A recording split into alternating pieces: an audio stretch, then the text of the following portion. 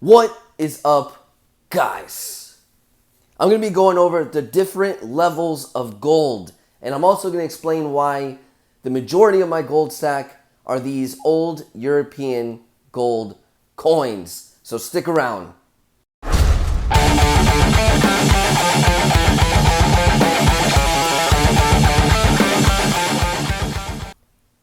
All right, so as you can see, I have a nice portion of my gold stack laid out, and the point of this video is to kind of get you familiar with the different levels of gold as far as weight. There's actually a lot more options than what you guys are probably familiar with, which is the 1/10 ounce, 1/20th, 1/25th, 1/50th, quarter ounce, half ounce, etc., etc. There's actually denominations or sizes, weights in between those. And that is a huge perk, and I think a lot of us need to take advantage of that.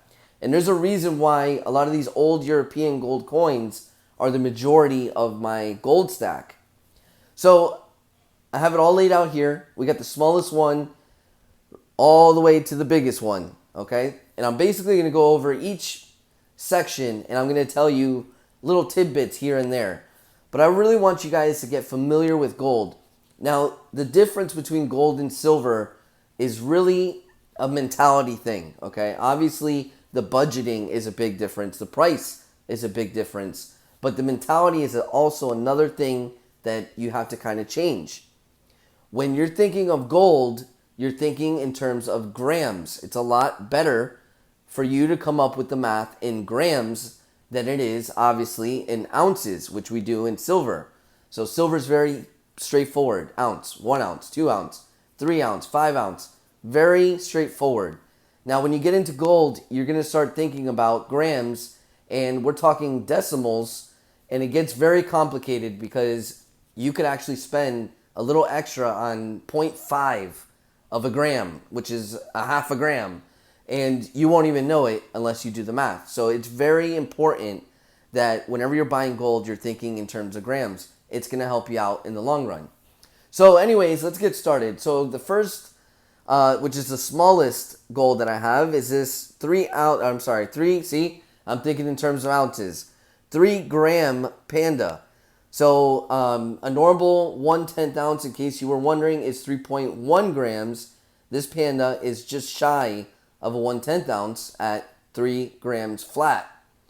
So you're going to end up paying pretty much the same price for that panda as you would a normal 1/10 ounce. So a little bit of a premium, just like the silver panda, same thing. They carry a premium. Now brings me to the 1/10 ounce, which is 3.1 grams. And probably my favorite pick for anyone that is going to get into gold and get their feet wet with gold. This is probably the size I would suggest, highly suggest, starting with, which is the 1/10 ounce. And there you had the new Kookaburra. I'm sure you guys have seen a lot of videos. A lot of guys in our community have bought this. So there's mine, 1/10 ounce Kookaburra. And we have the Eagle, 1/10 ounce. So the Eagle, very straightforward as far as the sizes. We got the 1/10 ounce, we got the quarter ounce, we got the half ounce. Very straightforward. But there's things in between those that a lot of guys don't talk about. So that's what I'm going to get into. But anyways, the 1/10 ounce is really good for anyone starting out because it is semi-affordable if you could budget yourself. And the popularity of the 1/10 ounce, along with the premium that you pay, is actually a good median between the price and the popularity. Whereas if you start going smaller, 1/20th ounce, 1/25th ounce, 1/50th ounce, the premium is a lot higher and the popularity is a lot less. So the 1/10 ounce is that perfect mixture of premium and popularity. A lot of guys are at the same level as you are, as I am, buying those 1/10 ounce with that premium. So if you go to sell it with that premium, you're going to have those same guys buying those off of you with that premium. That's just how it works. So now this is my personal favorite size, favorite weight of gold. And that is the 0.867 of a troy ounce, which is right here, You do the math, you convert it into grams, that ends up being 5.80 grams of gold. And that is these old European gold coins. You got the Lucky Angel, very popular. You got the Helvetia in that denomination, that size, that weight. Helvetia is a very popular one as well. And of course, the French Rooster, which is very well known for anyone that stacks gold. Very, very popular coin. All 20 francs, however you want to say it, and all 5.8 grams of gold.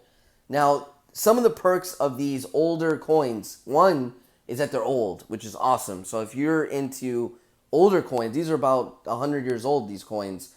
If you're into older coins, that is right up your alley. You could handle them, no problem. They're 90% gold, which makes them a little bit bigger, which I'll get into in a minute.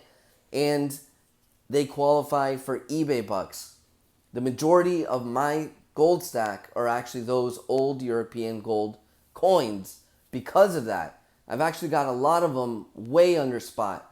So if you're not taking advantage of those eBay bucks, you really should, especially when it comes to gold. But anyways, moving on.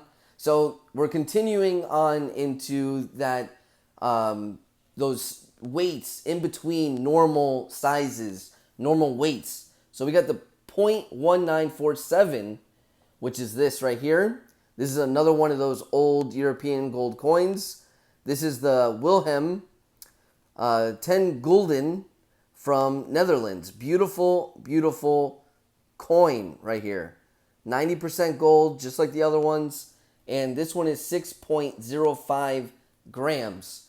Now, when I'm saying thinking, you got to start thinking in grams when it comes to gold. You also need to figure out how much gold is per gram. So at the moment, $50.88 per gram, and that's basically how you're going to do your math. So you do 50.88 times 6.05, and that is your gold at spot price. And then you subtract that number with whatever they're selling it as, and that's how much you're paying over spot. And that's how you could do the math. If you're thinking in grams versus, and a lot of the dealers are going to show it to you like this, showing you basically how much of a troy ounce it is. And that can make it confusing. It's a lot better thinking in grams, trust me. And you do the math, and you could see right before your eyes how much spot is and how close you are to spot or how over you are to spot. So moving on, so we got that one. And as you can tell, this diameter is a little smaller, but the coin's actually heavier. This is from Hungary.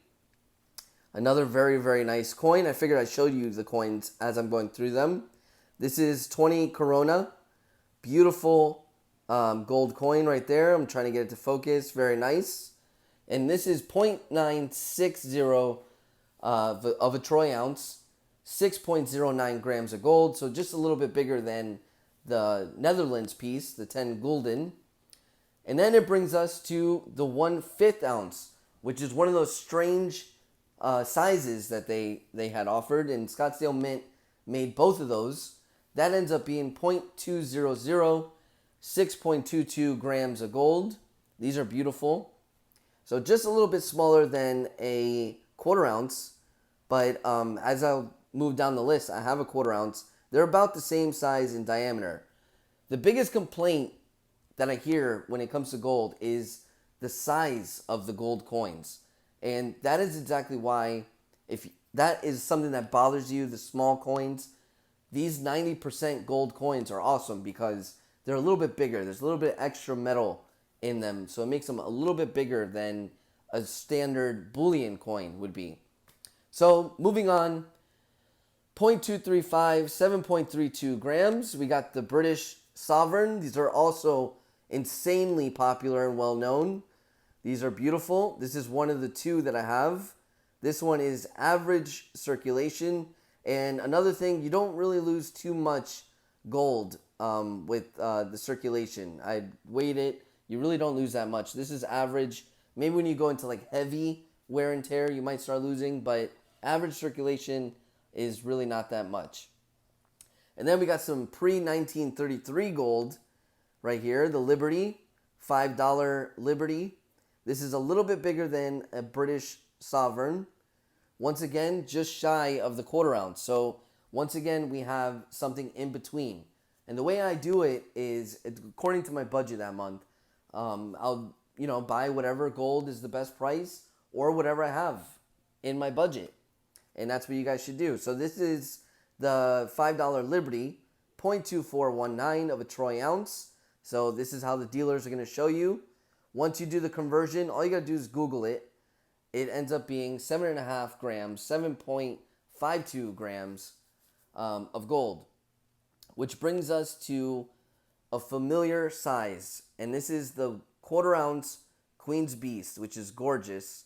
And this one ends up being, and this is the whole reason why I'm wearing this glove, is this one little quarter ounce. This is a straight up bullion coin. No mix on this one. This one is pure gold. And there it is. So in case you were wondering, a quarter ounce ends up being 7.77 grams of gold. Something bigger than that, a little bit bigger than the quarter ounce, is the Denmark, what is it, 10 or 20? I forget now. 20 Kroner, which is gorgeous. And this is a little bit bigger than the quarter ounce. And it ends up being 0.2592 of a troy ounce, 8.06 grams of gold. And finally, guys, the biggest piece of gold I have, which is just shy of a half ounce, and that is the Veinte Pesos, which is absolutely my favorite. Beautiful coin right here. It says it right there, 15 grams. As you guys know, an ounce is 31.1 grams, so just shy of a half ounce, and here it is, 15 grams, ends up being 0.4823 of a troy ounce, 15 grams of pure gold. So there you go, guys. As you can see, I haven't even reached the half ounce level just yet. It's a little difficult. This right here is probably the fastest I've ever stacked gold. Now, I did a video buying a 1 ounce gold buffalo, and within months I had to end up go and sell it because it's just too much. And sometimes you don't even realize it's too much until months later.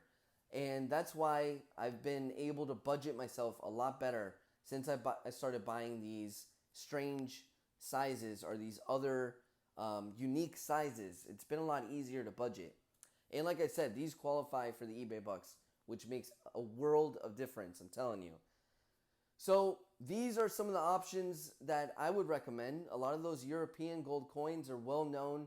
You can handle them. They're a little bit bigger because they're 90% gold. They have a little bit of extra metals in there. You can handle them. They're nice. They're old. And they're well known. Trust me. They will know them. They're popular. A lot of the gold collectors have them. And you won't have no trouble selling them at all. But once again, there you go. Look at that. Beautiful. So I hope you like this video, and I hope it helps just a little bit. Let me know what you think of these beautiful pieces of gold. We got gold going up like crazy right now, and I just figured a little, compliment to the Gold Beginner's Guide. This video right here would be nice right now while gold is the hot topic. So anyways, guys, make sure you like it, you subscribe. Thanks for checking it out, and I will talk to you guys